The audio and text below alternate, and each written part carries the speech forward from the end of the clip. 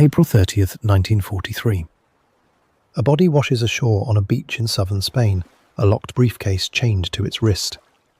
Within days, the documents inside that briefcase will convince Adolf Hitler to move an entire army to the wrong country. An invasion that hasn't even happened yet will succeed almost unopposed.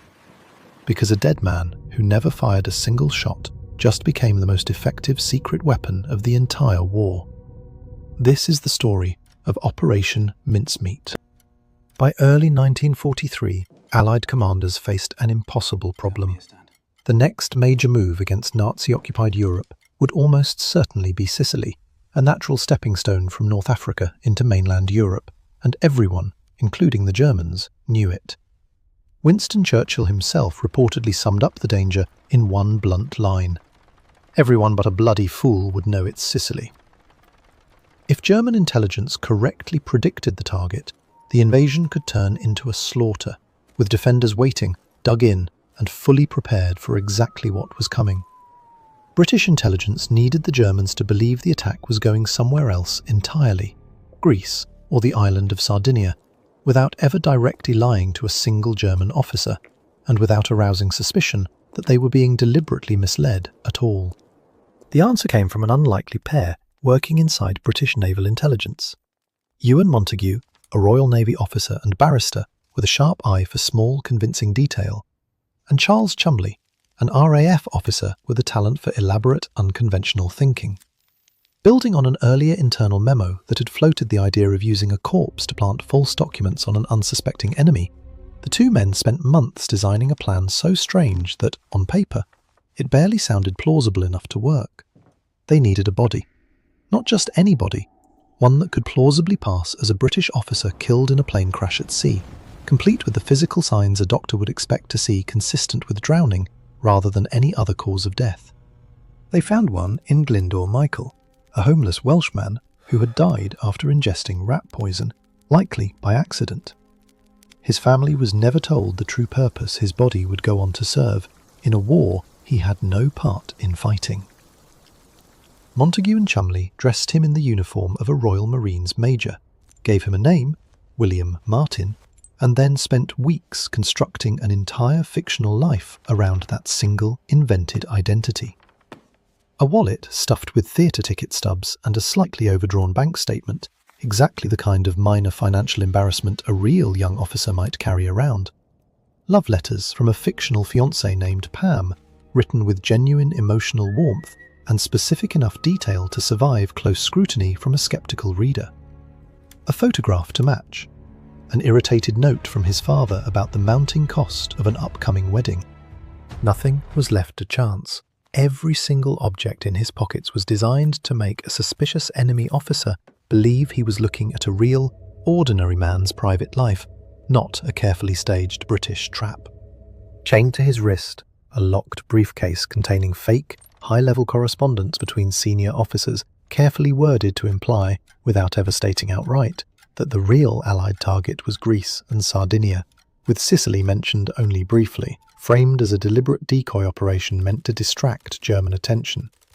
The letters were written to look like exactly the kind of thing careful officers weren't supposed to put in writing at all, the sort of loose, offhand details that feel more convincing precisely because they seem like a careless mistake, rather than a deliberate plan. On April 30th, 1943, the British submarine HMS Seraph surfaced off the coast of Huelva in neutral Spain under cover of darkness. The crew released Major William Martin into the water, close enough to shore that the current would reliably carry him in overnight, timed carefully so the body would be discovered fresh before decomposition could raise any medical red flags. Spanish fishermen found the body the next morning, exactly as planned. Spain was officially neutral in the war, but its military and intelligence services had deep, quiet working relationships with German intelligence, the Abwehr. British planners were counting on exactly that connection to do the real work for them. Spanish authorities recovered the briefcase and, following standard diplomatic protocol with a supposedly Allied nation, prepared to return it to British officials through official channels, seemingly untouched. But not before German agents got a careful look first, exactly as British intelligence had gambled they would. Documents that appear too easy to obtain raise immediate suspicion in any competent intelligence service.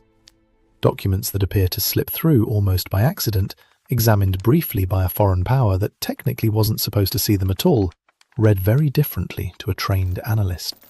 When the briefcase eventually made its way back into British hands weeks later, forensic examiners checked the seals and paper fibres with painstaking care. The letters had clearly been opened, read closely, then carefully, deliberately resealed to look completely untouched to an untrained eye. The trap had worked exactly as its architects designed it to. German intelligence passed the contents up the chain, and the information reached the very top.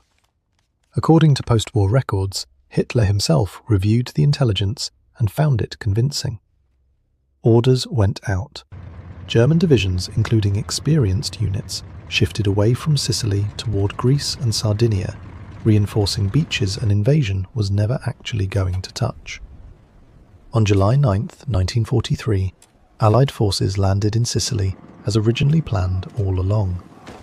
German defences, redirected weeks earlier by a fictional officer's fictional love letters, were thinner than they should have been.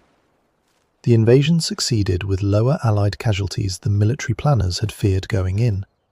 Some German reinforcements didn't return to Sicily in meaningful numbers until well after the critical opening days of the campaign, by which point Allied forces were already firmly ashore.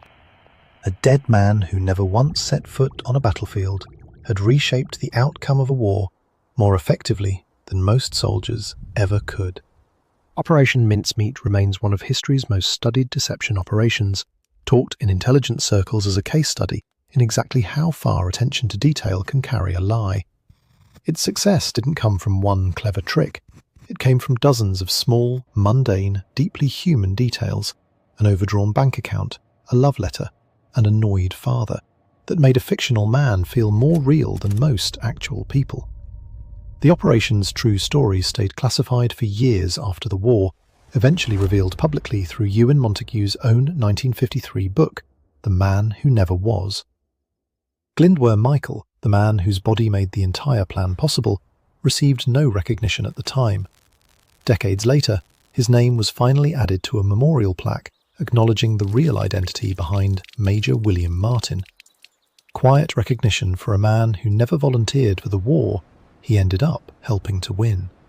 Operation Mincemeat proved that the most effective lie isn't a big, dramatic one. It's 1,000 small, boring details that nobody bothers to question. If you had to convince an enemy of something false, would you go big and bold, or bury the lie in small, forgettable details the way British intelligence did? Let me know in the comments.